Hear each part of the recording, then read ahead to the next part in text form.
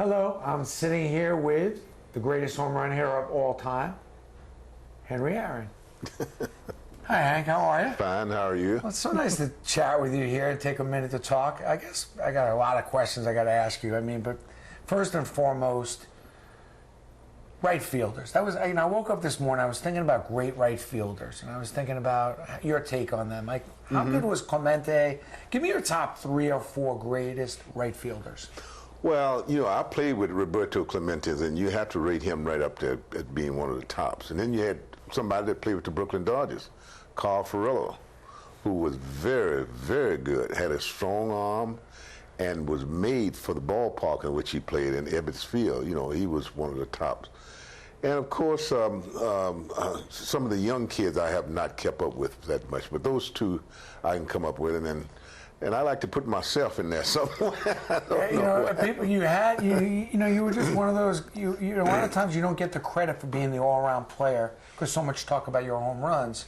Well, first thing is, how do you see, the outfield position being played in general? How do you see yourself fitting into that scheme? You stole about 20, 25 bases a year.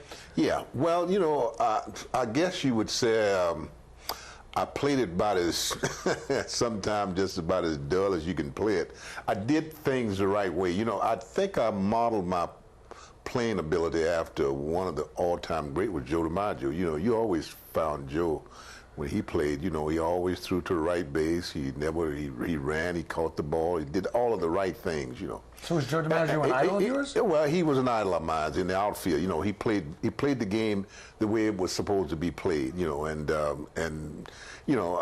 I just didn't believe in making unnecessary steps or doing something that you didn't have to do, or running when a ball is 40 rows in the stand or something like that, So, I just modeled everything that he did and tried to pattern myself after what he did. Really? Now, who was some of your idols growing up as a kid? Baseball or non-baseball?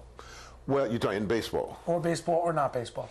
Well, of course, you have to say Jackie Robinson. No question about that, because Jackie, of course, gave all of us, especially minorities, an opportunity to play the game, not only in baseball, but every other sport, You have to say he was. And then, of course, you have to go back to Joe Louis, of course. And Joe Louis was an idol of mine because he was entertainment as far as most blacks was concerned. When he went in the ring, everybody gathered around the radio. There was no television. So quite naturally, he was one of my idols. And but Jackie was probably the number one. And of course, Dr. King, Yes, absolutely. Yes. How much fun was it back then, when you were getting into your home run, and obviously you were becoming a very dominant player in the process? How much fun was it? Was it hard work, with the discrimination? And, how much pressure was on you back in those days when you were about to break Babe Ruth's record, for example, and that sort of thing? What was going on? Well, of course, I came up when segregation was right in the middle of, you couldn't stay with your teammates, and you couldn't play with your teammates in the South, and even though you would go travel with them, and when you got to the ballpark, you had to go somewhere else to change your uniform and do things like that. This is Major League Baseball? This is Major League Baseball, yeah. And then, of course, when you travel with them in the South, you had to go and dress at a private home and then meet your teammate there. If you travel with them, then you had to go someplace and eat, and they would go someplace and eat, so you were separated, So it was kind of tough, and so leading up to that, you always remember the hard time, no question about it. You always remember things like that, and then what you do when you get to the point where things are a little bit on even grounds, at least you think about, hey, I got to make sure that everything is all right. I got to hit the ball a little bit better than my other teammates. I got to do a little bit better than them in order to keep the stats and all this. So overall it was tough, but it was a learning curve. Were you having fun back then, though? Was it fun? Yes, you did have fun. It was, and the fun came about because of the people that you met in these different places, not your teammates, but in these different homes. You would go there and you would meet somebody in a home, and this lady would cook you during this meal that you ever had. You know, Really? I remember in spring training that you know, we had at least was 8 to 10 ball players were staying in 2 homes. They had one, the big house, and they had a little house in the back. And she would cook a meal for us, you know. And then we even had our traveling secretary, Duffy Lewis, who used to come over and eat dinner with us, you know. So you learned a lot from these people, you know. You learned a lot, and you learned to, you know, you sit down, you know, and the thing was so that, you know, I remember so many things in listening, talking to people like Andy Young, you know, when he was saying that when the civil rights marchers was in jail, was incarcerated in jail, they would take the women and put them upstairs and take the men and put them downstairs. And the way that they communicated with each other by singing, they would talk through singing, and people never knew that. I didn't know that, but I learned it from Andy, you know, and he was saying that that was the way that they communicated, was singing songs in the jail, and it was sounding so good till the guard would say, "Keep singing, I love it." You know, he didn't know what was going on. You know. I mean, first of all, did you ever think that you were going to be this successful growing up as a kid? And what were some of the keys, you know, in your growing up process? I mean, was it your mom, your dad? Was it a coach?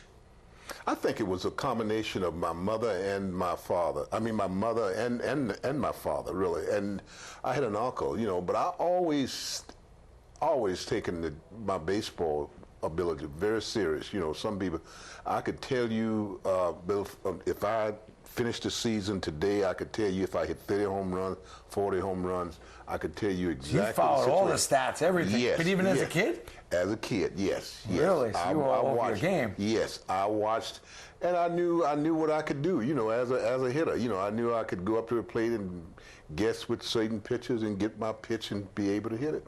When you look back, tell me about a couple of your favorite moments. Of course, my favorite moment was when I hit the home run off Billy Murphy to win the pennant for it was then the Milwaukee Braves. That was one of my favorites because the year before we had blown the pennant with the St. Louis Cardinals, and the Dodgers beat us out.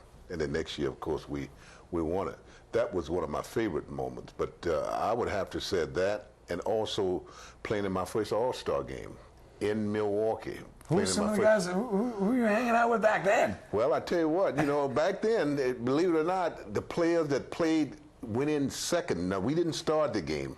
It was Willie, myself, and I think you it was didn't start the All-Star game? No, didn't start the All-Star game. Willie Mays didn't start the All-Star game. No, Stan Musial didn't start the All-Star game. But when we finished, the American League was ahead of us. We caught them, tied them, and beat them in extra innings when Stan Musial hit the home run. Were you playing to win?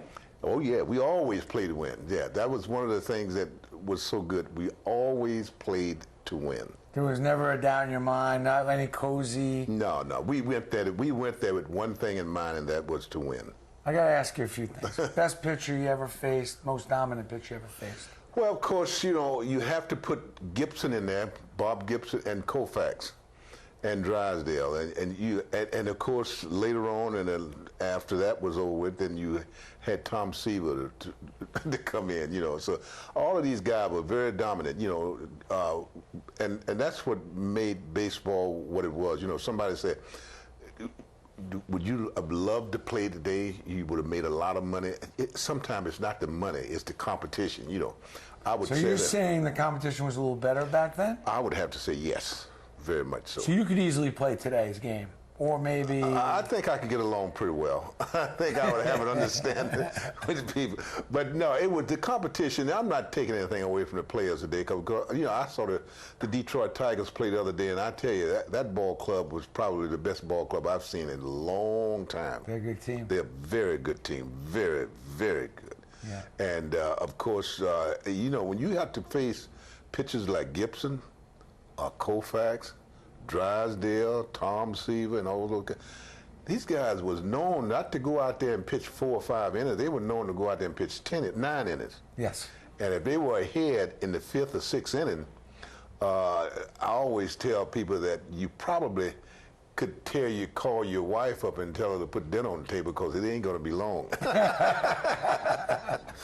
Now, was there a pitcher that you loved to face because you knew you could, you know, or was there a pitcher you didn't like to face because you knew it wasn't going to be easy? Well, Drysdale was hard because if you didn't hit him, he hit you. I mean, and there was no time when the umpire walked out there and tried to separate you. You know, I mean, he would always dust you. Yeah. But you know, I got along with him pretty well. You know, in fact, I hit more home runs off Drysdale than anybody. But I got along with most of them pretty well.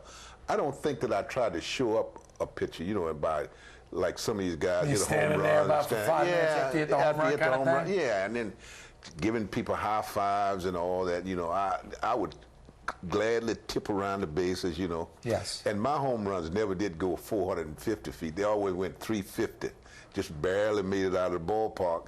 And when that happened, the pitcher go back and say, God, I almost had him. So, I tell you, man, I just can't imagine you doing like a crazy high five, low five, and I can't you know do some of them. I think these guys work harder on some of their hand slapping than they do on maybe their game sometimes. I can't do that. It's amazing. Can you imagine you doing that? That's just showing up. You know, I see football players, you know, going in the end zone after running a touchdown. They got to do a dance. I mean, what you showing up a guy? You know, I mean, you showing up somebody out there on the football field. You know. Well, while we're talking about other athletes, if there's one message you can give to every major league player right now, you know, there's something that you want to leave with them about, you know, your thoughts and your legacy, the way you played the game, or anything. What would you want to say to them? I guess I would tell them to the players that I see, and I'm not generalizing, nor am I saying most of them, but I would say that I would tell them that to take the game very serious. You know, I mean, the game. This is a game that I think only a very few have been able to play in, and playing in the major leagues is something that I think that every boy dream about, no matter whether he ever played in it or not. I would say that they ought to take it very serious, and they ought to realize that they are most of them, they are American heroes, you know, and all our kids around the country looks up to them, you know, really. And they ought to be that, you know. I know a lot of them say they don't want to be a hero, you know, they don't want to be someone that kids idolize, you know, but they are, you know, and they ought to take for granted that all of these kids look at them, and believe me, they look at them for one reason, is because they idolize them so well. And I think they need to take that a little serious. That's